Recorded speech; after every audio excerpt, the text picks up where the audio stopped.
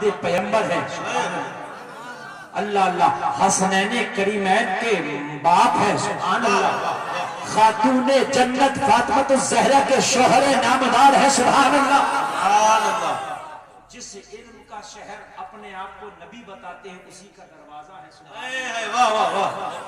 لوگوں نماز اسے کہتے ہیں، اسے نماز کہتے ہیں۔ مولا علی کی پنڈلی میں ایک جنگ میں تیر لگ گیا، کیا لگ گیا میرے بھائی؟ تیر لگ گیا۔ اب وہ تیر نکالنا چاہتے تھے تو تکلیف اتنی ہوتی تھی، تیر کا ایک جو آکار ہوتا ہے نا وہ اندر داخل ہونے میں تو آسانی سے داخل ہو جاتا ہے، لیکن جب نکالو نا تو اس کا جو آکار ہوتا ہے وہ اس طرح کا ہوتا ہے، پھر وہ واپس آنے میں بڑا مشکل ہوتا ہے۔ آپ نے تیر کا آکار دیکھا ہوگا، آگے تو چونچ ہوتی ہے اور اس طریقے کا آکار ہوتا ہے، واپس نکلنا بڑا مشکل ہے، اس کا اندر جانا اس کا آسان ہے۔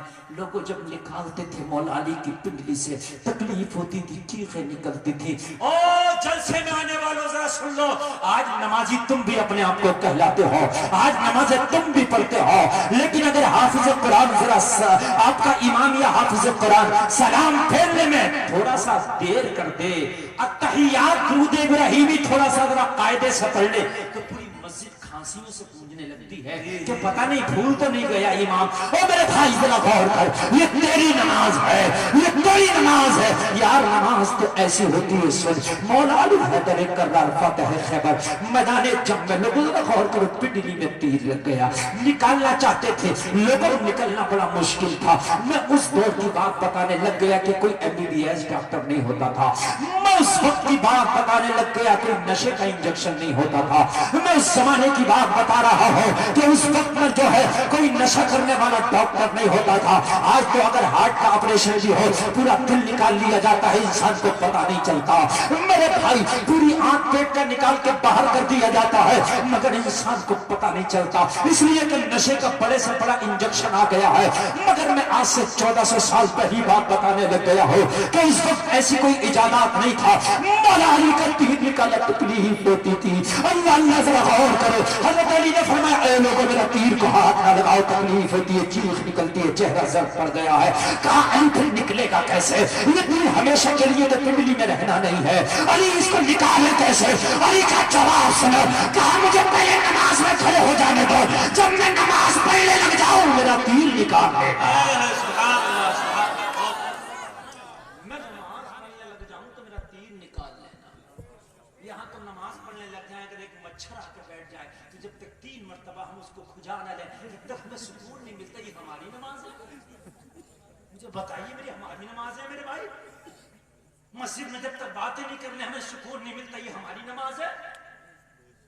تھوڑا سا قرآن ہو جائے میرے بھائی تو قرآن میں دل کھو کے سنا کر، خدا کی قسم 2 منٹ نہیں 10 منٹ بھی اگر لمبا ہو جائے گا تو یہ پریشانی نہیں ہوگی، مگر جب قرآن میں کھو کے نماز پڑھے گا تب پتہ نہیں چلے گا۔ اور جب تو نماز تراویح میں کھڑے ہو کے اپنے گاؤں کی مارکیٹ میں ٹہل رہا ہوگا تو پتہ تو چلے گا ہی۔ جی جی بے شک، بات ہے کہ نہیں؟ پورا حساب لگا رہا ہوگا کہ میں نے دن میں کیا کیا تھا، جو بات کبھی یاد نہیں آئے وہ نماز میں یاد آتی ہے۔ جی جو چیز کبھی یاد نہیں آئے گی وہ نماز میں، اس لیے کہ ذہن نماز میں ہے ہی پورے طریقے سے۔ میرے بھائی جب جایا کرو مسجد میں، سنو آج میں طریقہ بتا رہا ہوں مسجد میں داخل ہونے کا۔ جیسے ہی مسجد میں داخل ہوا کرو پہلے سب سے پہلے وضو خانے پہ جا کر وضو کر لیا کرو، بغیر وضو مسجد میں داخل ہونے کی کوشش نہ کرو، مجبوری کی بات ہے تو غلط ہے۔ وضو خانہ مسجد کے اکثر باہر ہی ہوتا ہے، وہ خارج مسجد ہوتا ہے، وضو کر لیا کرو۔ اب تو رمضان آنے والا، عبادت کا مبارک مہینہ آ رہا ہے، برکت والا مہینہ آ رہا ہے، رحمت والا مہینہ آ رہا ہے، میں آپ کو بتا رہا ہوں وضو کر لو۔ اور وضو کرنے کے بعد میں جیسے ہی مسجد کے اندر داخل ہو رہے ایک نیت کر لو، نویت سنت الاعتکاف، سبحان اللہ۔ یہ اس کے پڑھنے سے جب تک آپ مسجد میں رہو گے آپ کو اعتکاف کا ثواب ملتا رہے گا۔ بے شک، سبحان اللہ، سبحان اللہ۔ اعتکاف 1 گھنٹے کا بھی ہے، اعتکاف 1 منٹ کا بھی ہے، اعتکاف 10 دن کا بھی ہے۔ اب آپ نے مسجد میں داخل ہونے سے پہلے جب یہ دعا کر لی نویت سنت الاعتکاف تو آپ اعتکاف میں آپ کا شمار ہونے لگا۔ اب بات نہیں کرنا دنیا میں، دنیا کی بات نہیں کرنا مسجد میں، کان کھول کے سن لو، بیجا بات نہ کرنا۔ اگر کوئی دین کی بات پوچھنا ہے تو کر سکتا ہے، دین کی بات کرنا ہے تو کر سکتا ہے، دین کی بات سننا ہے تو سن سکتا ہے، قرآن کی تلاوت کرنا ہے تو کر سکتا ہے، مگر وہ بھی بھی سنیے حسن